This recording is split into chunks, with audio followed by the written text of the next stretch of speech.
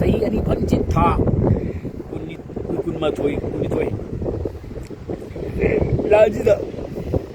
kai ma hai bangam traga क्षेत्र को mail सो state को मिसु कैसो हाई बंगम ट्रगा सुमाइन लाखपदगा तोतुन थर नोंग छाबना अकाम पेट वा म्याम जिमिसदा हाई रखंदा अदुगुंबा कंगलादगी असामै फनसिंग कंगलादगी अदुगुंबा इमा इबेन सिंगी मफी यावदबा इखोगी नेकेट फी थोंदबा कोयसु उरा असामै फन कंगलादगी पानबदमायना तोतुन थर नोंग छाबना फजबु वाहिना Bom na sipai polis sejen pos makan ngaga azuda birin na duda akal thau cha le ram do pothom sa gi akam pet wahina birin masan sile to patro nupi angang mak ta ba ngam ta wahi ko ta du la ko question che lai de ne question che ma gi chief minister gi pham ba question che le mayang machan pura ga pham tha doi ko adu mana ma puk chen cheng ba ta ri birin na ma puk chen cheng ba ta ri Pam tu thadu di pam tu mi mana majority laiba politician party amana leader tara sileso ama sileso manga sileso leader tara sileso madu sarkar du mukseng mudu baneba lehuri singuna agu hai ra chindra MLA hu maksi ekoi CP so oi bagi right lei adur power lei ekoi chu matik cham ya hai ba masin na ni aina sumaina hai ra di machin thokba adu kumba khang ba hai ba aina awareness piramina khang lamina haidro ego Adu di khang di uji kai dorino Jimmisar pam sumaina Jimmisar pam thado di mahut ama sem ngam tabi maru kai masida maroina majority laiba political party BJP na tro BJP ki committee lai matro executive body lai matro president secretary naib na tro adu president kai doli no mathong madam khang da ba kai chon lai ta ba nupi anganga adu kumba khang da ba ma hapselu ramina mathong hu pre na sa political party kana party ki whip lai no kana no order no kai no khandre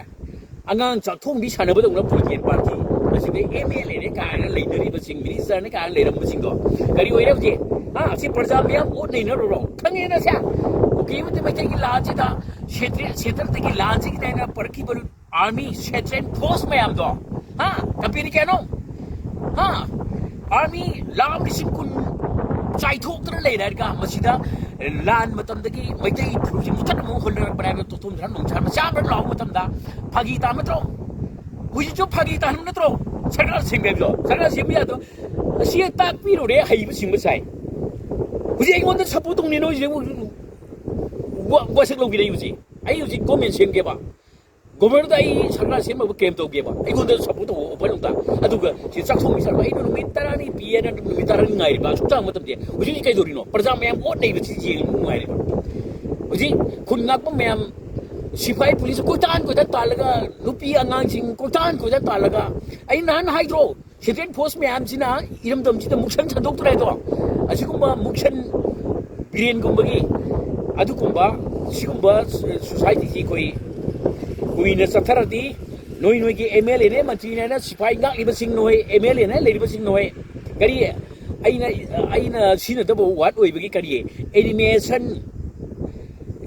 animation suspend that animation suspend that ai badi ga sai gi hingra leiba animation hingra leiba suspend that ai na leiba adu kumba MLA sing leiba adu kumba 356 asigi artin sigi matungina chathaba PR moisi hingjo hingba adigi hai na leiba sibusu yaba adu kumba sarkar ji seming matam da sem yaba adu kumba PR ne lezi asida PR lei rai bi nama da army na dugi governor na asida ngarang tala governor manipur issue khang ba sa na ngang masak ba sa ba adu gi thoi ba thoksi matam da MP ne ka da sana jaw ba lei sem ne ka na lei ri bi na matam da asuk sang ba chahi ani phani che chidadi wa ngang traga ujina na ma khang ai sa ri ba kun ngak ba mem da dugi PR lar ga laurum khunglam ba ba lau khong ji open nok sa ba ina law ine mathong uk taba parja miyam mi misam miyam mi puchi lang thum ngak ngam draba sarkar asi budi yeng lei gro asi ngang tra kana ngang dino adu nang na sida mission mi khai nai ba khang ngai sadra laurum khung ma di kaino uji lauri ne nok sa bana asi kuma sa son to ngam da ba hangam ko bi maroi leigum leiriba MLA singdo krai leire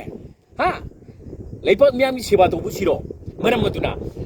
numi tarani aina warning to bo jing numi humi suzalam ko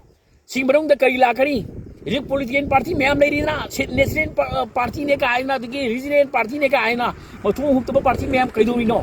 हाँ political party ने लाउ खोने का तौरी बस सरकार की देखिए सीधे प्यार तो सत्तरी बा प्रजा और डेरी से हाई फम थोक बा नोई की मतम पीर हमने सीधे लाउ के खोंग देखो ऑफिस तो कहीं दूरी नो ऑफिस तो फम को प्रेस नो थोक ना प्रेस मिट तौरगा अब वो कुनाए मसीह में तौर बोल खो महिला ही रो हाँ बहुत हल्लगा खो लगा बोल हनबा हनदबा सिदी मिगी सानरमनि सही अनि फलिंग सिदी प्राइम मिनिस्टर ना अमित शाह कोइना अदगी होम मिनिस्टर कोइना अदगी प्राइम मिनिस्टर कोइना नरेंद्र मोदी कोइना सि उनु न साना गैना सानरमनि मैतै थुरसि मुथनबा अदगी अइकोइ उरे